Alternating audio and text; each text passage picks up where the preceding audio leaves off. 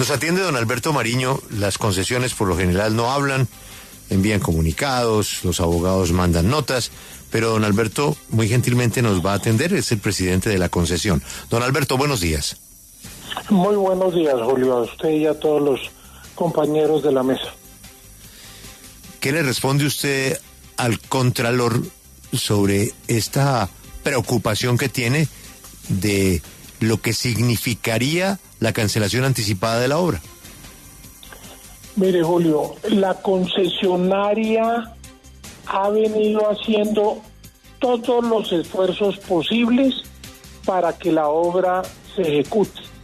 Lamentablemente, todo esto que ustedes han hablado de las consultas previas, un cambio de la normativa que impuso adicionalmente la ANLA durante el trámite de la licencia ambiental del proyecto, están demorando el inicio de las obras y una construcción que debería haberse realizado desde septiembre del año 2016 hasta agosto del año 2021 se va a realizar prácticamente 10 años después, es decir, las obras se estarían iniciando en el año 2026 y terminando en el año 2031. ¿Cuál es el problema fundamental de esto? En el contrato del año 2015 estaba previsto un valor de esas obras para ejecutar, como le digo, entre el año 2016 y 2021. Hoy lo que pretende la Agencia Nacional de Infraestructura es que las obras se construyan 10 años después por el mismo precio. Ustedes entenderán que esto es absolutamente imposible. Hace dos años, la ANI y el concesionario buscaron unos peritos independientes, hicieron unos ejercicios y esos peritos independientes, inclusive el perito financiero, trabajó sobre el modelo financiero de la ANI con el que se estructuró el proyecto de Mulalólogo Guerrero, y la conclusión, sin ninguna duda, era que el contrato estaba desequilibrado económicamente. ¿Dónde radica el problema? Que el Ministerio de Hacienda le ha manifestado a la ANI en 2 oportunidades que no tiene recursos adicionales para ejecutar el proyecto. Presidente, justamente sobre la parte de la Agencia Nacional de Infraestructura, nos llama la atención sobre la carta que ustedes radican frente a este tema, es que se ha tratado de buscar el diálogo a través de diferentes reuniones, no solamente durante los recientes meses, sino en los años anteriores, pero que esto no ha sido pues efectivo o posible. ¿A qué se debe que nunca se haya llegado a un acuerdo con la Agencia Nacional de Infraestructura para destrabar este importantísimo proyecto? Mire, yo creo en el año 2022, como les digo, nosotros tuvimos un acuerdo, un borrador de acuerdo de conciliación. Sin embargo, en agosto del año 2022, el Ministerio de Hacienda le comunicó a la Agencia Nacional de Infraestructura que no tenía recursos adicionales para el proyecto. Esto obviamente hizo que ese borrador de acuerdo no se pudiera llevar a feliz término. Sobre esas mesas de trabajo del año 2022, inclusive en algunas participaron representantes de la Procuraduría y de la Contraloría, quienes fueron enterados en su momento del acercamiento que estaban realizando las partes para poder hacer la obra.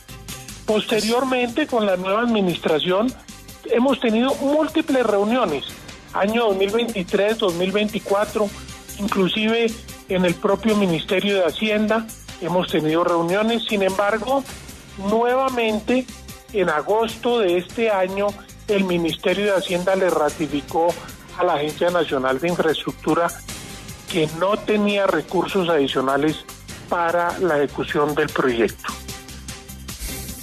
Señor Mariño, dice el Contralor en la advertencia o en la alerta que enciende que ustedes están cobrando una plata sin que se haya hecho un solo kilómetro de obra. Pero tengo entendido que plata ustedes se han invertido y mucha, porque ustedes han comprado terrenos, porque ustedes han pagado elaboración de estudios, de diseños. En fin, puede que no se vea un solo kilómetro construido, pero plata sí se han gastado. ¿En qué?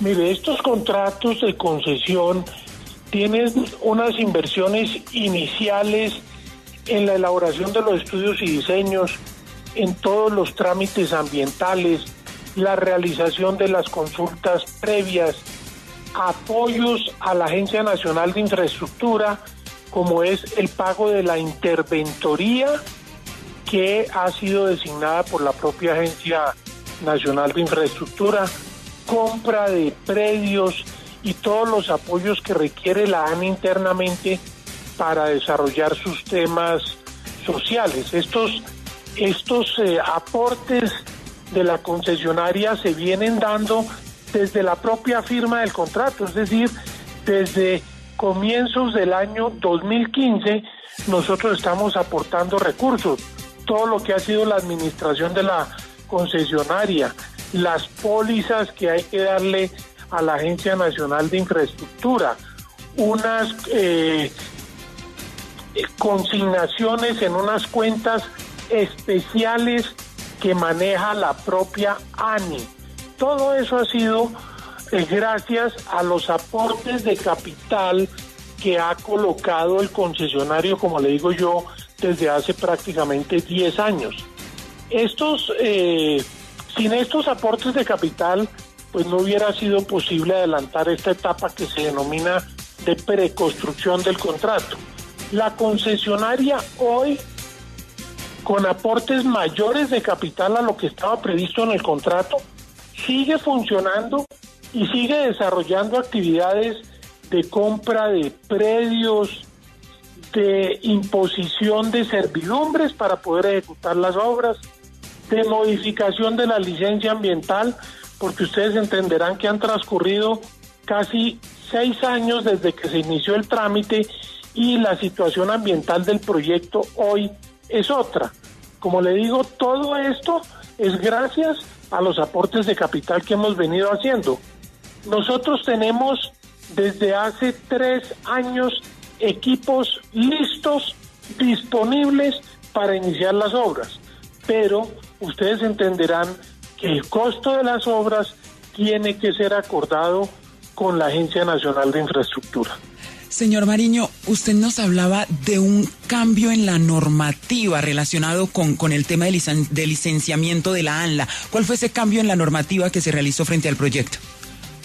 Mire, cuando salen estos proyectos 4G, la normativa que se aplicaba era un decreto reglamentario, no tengo presente ahora el número, pero era la normativa que estaba vigente en el año 2015. Después de haber iniciado el trámite de licenciamiento ambiental y casi con 6 meses de parálisis en los trámites, y después de que la ANLA había producido una resolución de apertura del trámite de licenciamiento ambiental de la concesionaria, tal vez 1 o 2 meses después echó para atrás esa resolución y definió que el trámite ambiental del proyecto debería adelantarse con base en la normativa del año 1993 y un decreto reglamentario creo que del año 94-95. Creo que este es el único proyecto de 4G que ha seguido esa norma tan antigua que, repito, hoy por hoy está totalmente modificada por este decreto que les digo del año 2015 y que era el que hacía referencia los pliegos de condiciones de la licitación de Mulalolo Guerrero.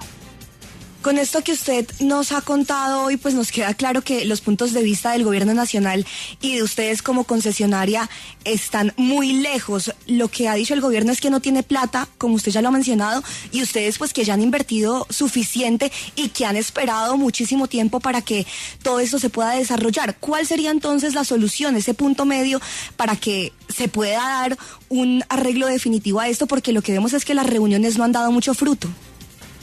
Mire, yo creo que los puntos de vista de la Agencia Nacional de Infraestructura y del concesionario es el mismo, son los mismos, porque la ANI ha solicitado en 2 ocasiones recursos adicionales. Luego, la ANI, a pesar de que no lo ha querido reconocer públicamente o no ha podido llegar a un acuerdo sobre el mayor costo de la obra, la ANI es consciente de que hay un desequilibrio económico del contrato.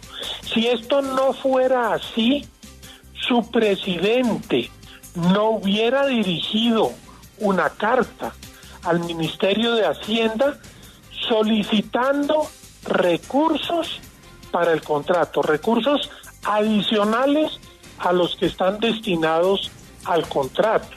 Entonces, el gobierno tiene que hacer un esfuerzo adicional y tiene que entender que el valor no es el mismo de hace 10 años.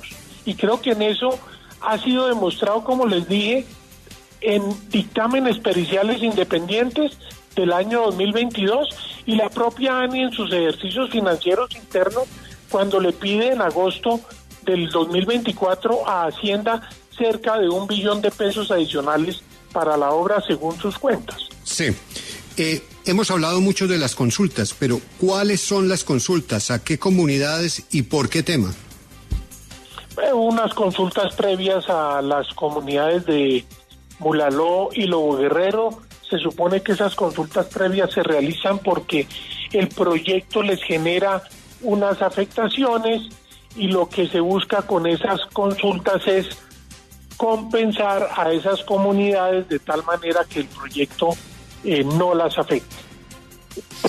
Mulaló, Lobo Guerrero, don Alberto, estamos hablando de la conexión de Cali con el Pacífico. Así es, eso acorta tremendamente la conexión con el Pacífico. Es decir, con el puerto. Así es, con el puerto de Buenaventura. Don Alberto, yo estoy con Luisa, yo veo muy difícil el arreglo, pero deseamos el arreglo. 6 años. Es que por cuenta de normativas obsoletas que usted nos está diciendo, licencias ambientales que hay que respetar, pero que no pueden ser eternas, y comunidades que se atraviesan en una obra y eso es el subdesarrollo del país. Este es un ejemplo. ¿Cómo puede ser que en el 2024 no tengamos resuelto el problema entre Cali y Buenaventura?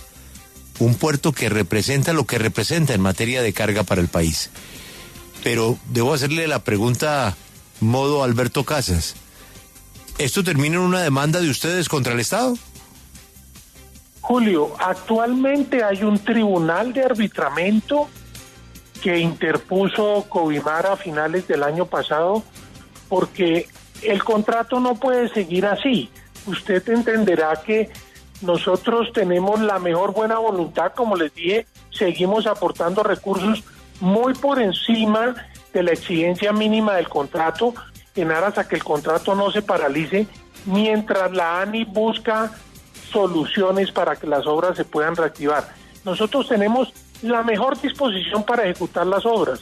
Hemos seguido preparándonos, tenemos todas las actividades que se pueden desarrollar, las estamos desarrollando y cumpliendo, tenemos los equipos listos, es decir, estamos en el momento en que se llegue a un acuerdo, estamos listos para iniciar las obras.